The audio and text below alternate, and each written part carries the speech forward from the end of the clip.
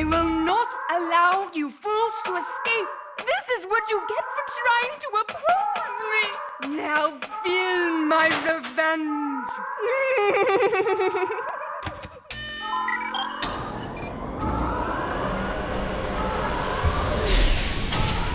Code Veronica has an interesting history, and I realize I say this about most older games, but it's especially true here. Before becoming a Dreamcast exclusive, it actually began life on the Sega Saturn. Its time as a platform exclusive was ultimately cut short, and over the years it made its way to numerous other consoles. It was a pivotal moment for the series for a number of reasons. It's the first game not to debut on PlayStation or to be set in America. It was also the first game to incorporate 3D environments and a camera that moved. I'm a big fan of the Resident Evil series, but mostly of the modern games. At the risk of being eternally shamed, I haven't played most of the classics. I played the original on the Saturn back in high school, and that's it. The next game I played was Resident Evil 7, so this review is going to be almost 100% nostalgia free. I'm not going to rule it out entirely. I do love older games in general. As far as Code Veronica is concerned though, the following thoughts and opinions are based on my first playthrough done in 2025. This review will also cover the history, including how at one point it could have ended up as the third game in the series. I'll discuss the various ports of it too, how they differ, and what your options are for playing it today. It's celebrating its 25th anniversary this year, but I'm aware that plenty of people still haven't played it, so I've tried to keep this review as spoiler-free as possible. I haven't shown any of the bosses, I don't show much of the late game, and I've avoided talking about plot details or characters that might give something away. Okay, that's the preamble, let's do it.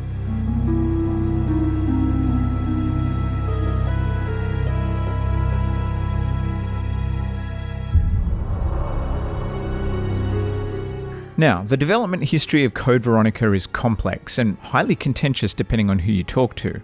Quite a lot of it is poorly documented, which makes it pretty hard not to speculate about certain parts. I'm going to do my best to limit this, but for those cracking their knuckles in readiness to refute what I'm about to say, I have tried to stick to the facts as best I can, but feel free to chime in. Code Veronica began life as an attempt to port Resident Evil 2 to the Sega Saturn. It became clear at some point early in development that the Saturn would struggle to run it without significant compromises. Rather than create an inferior port, the development team told Capcom that it simply wasn't possible. They were then asked to create an original game for Sega fans, so the team initially began work on another Saturn game, but when series producer Shinji Mikami asked for more time, he was told that if it was going to take longer, then the level of quality would need to increase to reflect that. It's at this point that the decision was made to shift development to the upcoming Dreamcast. It's unclear if Code Veronica was ever intended to be the third game in the series, but Mikami has said that he felt it should have been a numbered entry.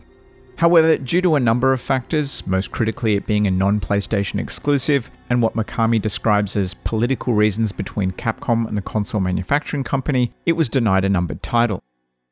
I'm giving you the massively abridged version here, of course. This period in the franchise's history is about as easy to understand as it is to organize the games in chronological order. It involves multiple titles across multiple platforms, and would require an entire video to unpack properly, something that multiple channels have already attempted. Suffice to say that Capcom had their fingers in many pies, and despite Code Veronica being Resident Evil 3 in a lot of ways, it was ultimately a marketing decision for it to remain a spin-off. If you're interested in the extended version of what happened, I've left a number of links in the description that explain in detail what the hell was going on at this point in time at Capcom. The game originally launched as a Dreamcast exclusive in February of 2000 to overwhelmingly positive reviews. Critics praised the innovative graphics, camera work, and gameplay depth. Unfortunately, the Dreamcast wasn't flying off store shelves, and sadly, Sega would announce less than a year later that they were discontinuing the Dreamcast. In March of the following year, Capcom released Code Veronica Kanzenban, which roughly translates as Complete Edition, exclusively in Japan. This version includes several new and extended cutscenes, which feature Wesker more prominently, and a handful of other minor updates. Just 10 days later, Sega ceased hardware production of the Dreamcast, and wouldn't you know it, within the month, a port of the game called Code Veronica X was released for the PS2. This is based on the Kanzenban version, including the new content and changes. The visuals are a bit softer and darker, but otherwise it was more or less the same game. This version then appeared on the GameCube in 2003. This port is almost identical to the PS2 game, albeit with visuals that more closely align with the Dreamcast. In 2011, Code Veronica X was remastered for the PS3 and Xbox 360. It's once again essentially the same game in terms of content, but it made a number of changes elsewhere. The most obvious is the up-res visuals and the 16:9 aspect ratio. And as of the making of this video, this is the most recent version. Sort of. An emulation of the PS2 game was made available on the PSN store in 2017, and the Xbox 360 remaster was added to backwards compatibility on Xbox Series machines in 2019. I'm going to discuss the differences between the different versions in more detail later when I talk about your options for playing it. For now, the most important thing to know is that, for better or worse, everything about Code Veronica, even in the HD remaster, is old school. Despite being ported to more powerful hardware multiple times, the updates were minimal. And this is reflected in the review scores for each subsequent port, which progressively got lower and lower.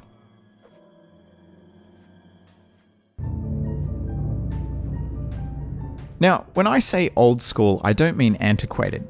Just because it doesn't include modern comforts, that doesn't mean that it's painful to play. Although some people definitely will struggle with the controls, so an appreciation for older games will go a long way. At the time of launch, it was a highly innovative title, and the most technologically advanced game in the series thus far. Despite this, it plays almost exactly like the earlier games, and this is a good thing. Resident Evil 1 and 2 helped cement survival horror as a genre, and this was in no small part due to the perfect balance between action, puzzles, and the overall challenge. A perfect example of this is difficulty. It's hard. The hand-holding here is minimal, and the expectation on your cognitive ability is high. So, for example, early on I managed to get completely stuck because I misplaced a critical object.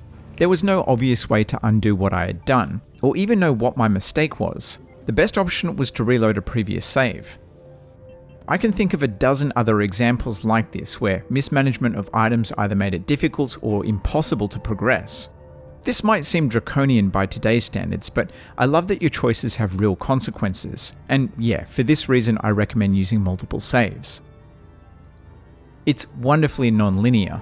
You'll be backtracking plenty, revisiting areas with new tools and items that grant you access to stuff you couldn't touch before. Some objectives and items have to be found or done in a specific sequence, but otherwise you've got loads of agency. In fact, for almost the entire game, it's entirely up to you to figure it all out, which did frequently leave me unsure of what to do next. Just when I thought I was stuck though, I'd find something or try something that led to something else, and suddenly I had to get up for work in a couple of hours. I guess this is also one of the few complaints I have. On one hand, I love that the game just expects you to figure it out. Modern games are so concerned with people getting frustrated and giving up that they can be heavy-handed with hints, or they just include an easy mode that completely removes the challenge. On the other hand, you can waste a huge amount of time searching for that thing you saw earlier which might unblock you. The maps aren't enormous, although they are quite linear in terms of layout, which means that getting from one side to another can be a mission, and you better hope that you brought what you need. Saving is done manually at designated locations, and you'll need to have an ink ribbon to save your progress. I love the risk reward that this system provides, and I like having to meticulously plan my next move to be as efficient as possible. The downside is that you can't put the controller down without notice, meaning you need to block out a decent amount of uninterrupted time to play. It made me realize just how heavily I use the autosave and resume function that modern gaming provides. The puzzles are mostly challenging. Again, very minimal hand-holding and problems that frequently require you to think outside of the box. So much so that I started taking notes a couple of hours in, because there are some solutions to problems located at different parts of the map that you can encounter long before you find the puzzle. Combat is certainly part of the gameplay, but just like everything else, each encounter is more of a problem to solve rather than something that requires the leveling up of weapons and abilities, or even a mastery of the controls, although that is something that takes some getting used to. You'll need to decide if you should engage or run, and if you choose to engage, your options will depend on your resources and how you want to spend them. If you decide to run, you risk taking damage and potentially leaving enemies behind that you'll need to deal with later on. The pacing feels much tighter than some of the recent games. Resident Evil 4 Remake, I'm looking at you. For something that has clunky controls and doesn't give two fucks about wasting your time, this was a big surprise. I always felt like I made progress, even if it was simply understanding what I had messed up and how not to do that again. I didn't think much of the boss fights, mainly because most of them boil down to figuring out which weapon has the most advantageous properties against that specific enemy. A couple of the bosses you can totally avoid too, which I'm not entirely convinced you're supposed to be able to do. As a fun addition to the campaign, when you finish the game you unlock Battle Mode. In some versions it's called Battle Game and is unlocked by default. This is a minigame of sorts that's action-focused, designed to test your combat skills. The characters available in this mode depend on the version that you're playing, with the later versions typically including more. It has a first-person mode that, while pretty janky to control by today's standards, gives off some serious House of the Dead vibes. Other than that, I was shocked at how well this holds up to play, even if the story is kind of ridiculous and the cutscenes have aged terribly. No way. He won't come. You'll just end up disappointed if you rely on others. Believe me, I know. What was that all about? I want to briefly discuss the story, although I'm not going to get into the details. It's set 3 months after the second game and it follows Claire Redfield and her brother Chris. It takes place in a new Gothic location. It expands on Umbrella's experimentation with the T-Virus, and it links into the mainline games in some interesting ways. It's even more wacky than RE1 and 2, which is saying something. The Resident Evil games aren't exactly known for tackling deep themes or having complex characters, but this might just be the silliest one of the lot. The voice acting, dialogue, and choices that characters make are all pure nonsense, but it's all in good fun in a so bad it's good kind of way. I'm probably offending some die-hard fans here, but I think I need to set some expectations for those who've yet to play it. It actually reminded me a lot of Samurai Cop, which is either a really good thing or a really bad thing, depending on your appetite for D-grade action films. Okay, Joe, keep it up. Oh, it's up and ready. You just keep it warm. It's warm and ready. The additional cutscenes in Code Veronica X add about 10 minutes to the story, which is not huge. So, as much fun as I had with it, if you want to play it on Dreamcast, you're not missing out on a lot. Unsurprisingly, for a game that's essentially 25 years old, the presentation here is a bit mixed. The FMV cutscenes are definitely the worst part. They're incredibly primitive looking and low res. On the other hand, the in-game visuals hold up surprisingly well. Yeah, it's low poly and it barely has what classifies as textures, and I understand why you might prefer the aesthetic of the PS1 games, but the shift to 3D was definitely a huge leap. The framing of each shot is expertly crafted, and the moving camera allows for angles and tracking shots that aren't possible with static backgrounds. It obviously doesn't hold up compared to the modern games, but you can see how influential Code Veronica was. The music is pretty hammy, again in a good way, and I especially love the safe room vibes. It kinda reminds me of a Studio Ghibli film.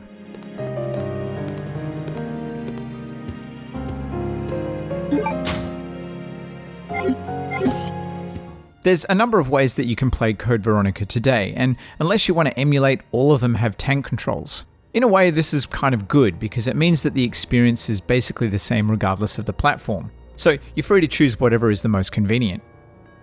If you want to know the best official way to play it, that's not an easy question to answer, because it'll depend on how you like to consume your retro games. In general, they're all fairly similar, and a few extra cutscenes aside, all platforms are the same on the gameplay front. Each version does have something unique to offer though. The Dreamcast original is missing the cutscenes added in X, but it still looks great. The visuals are nice and sharp, and it oddly seems to have some of the best FMV cutscenes in regards to quality. The controls, at least to me, feel the most intuitive on Sega's machine too. All the subsequent ports have slightly different enemy and item placement. It's not a dramatic change, but it does make the original the most unique to play. This is still an excellent way to experience the game, especially if you have a scaler like a RetroTink or an OSSC. If you're going to play this version, either using original hardware or emulation, there is a fan translation of the Kanzenban edition floating around the internet. I like the PS2 version the least. Its visuals are much softer than the Dreamcast's, it's a lot darker, and it has some heavy-handed motion blur that I find hard to ignore. I'm not sure if it being darker was done for artistic or technical reasons, but it makes seeing things like items way more difficult. The GameCube version looks mad sharp when forced to 480p. Load times are slightly improved from the PS2, but still not quite as good as the Dreamcast. This is also a pretty good way to play the game, although using the GameCube OEM pad, otherwise known as the most intuitive and greatest controller to ever be conceived, is pure torture. The microscopic D-pad makes it near impossible to control, so if you're going to play on the GC, I'd recommend using a third-party controller like the Battler GC Pro, which I should have a review up for sometime in the next couple of months. The HD remaster from 2011 is available on the PS3 and 360. This version has a display resolution of 720p, and it's the only version to natively support widescreen. It added some new visual effects as well, such as dynamic shadows, and it cleans up a lot of the jaggies. It even has upscaled menus. The 360 version is backwards compatible on newer Xbox machines, and it gets access to Auto HDR. This is the main platform that I played through on. You can still buy this from the online store too, making it one of the more accessible versions. While an improvement over the previous ports, at least visually, this remake does leave a lot to be desired. For starters, why only 720p? Surely 1080p would have been possible. I mean, the PSP God of War games were remastered for the PS3 the same year, and they were 1080p. The other thing is the controls, a criticism that even the original received back on the Dreamcast. I recognise that survival horror purists will probably argue that this is not only how the game was intended to be played, it's a defining characteristic of the genre. And for sure, it makes stressful situations more so because they feel like some kind of motor coordination test. An option to play with modern controls would have made it far more accessible to new players though, and I think this is one of the many reasons why a remake makes sense.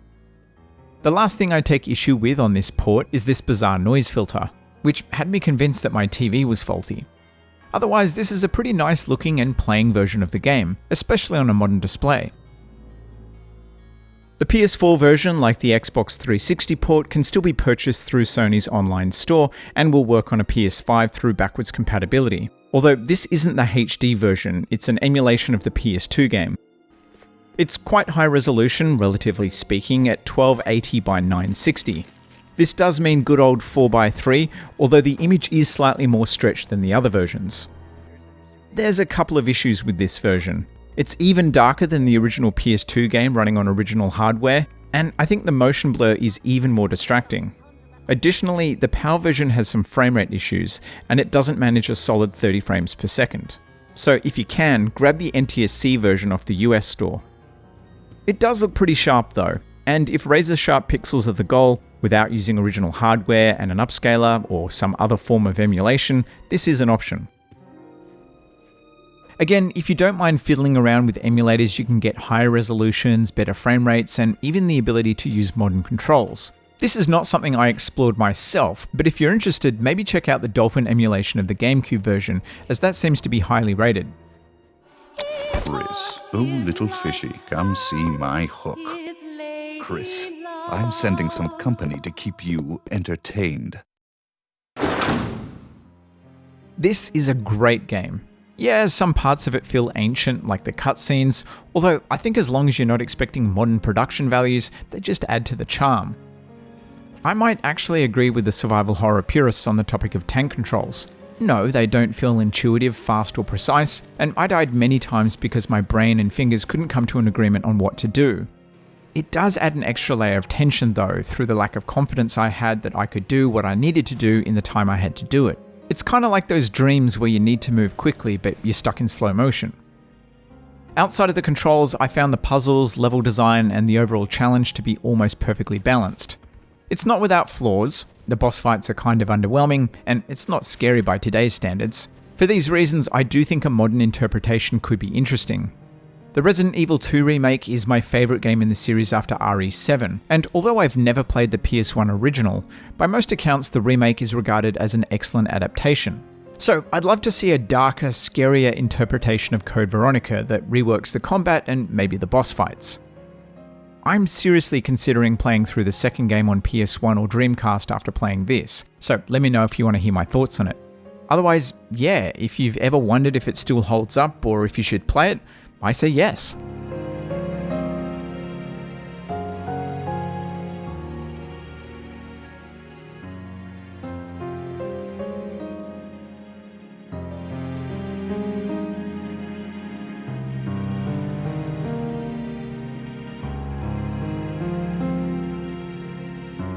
Have you been circumcised? Yeah, I have. Why? Well, your doctor must have cut a big portion of it off. No, he was a good doctor. Good doctors make mistakes, too. That's why they buy insurance. Hey, don't worry. I got enough.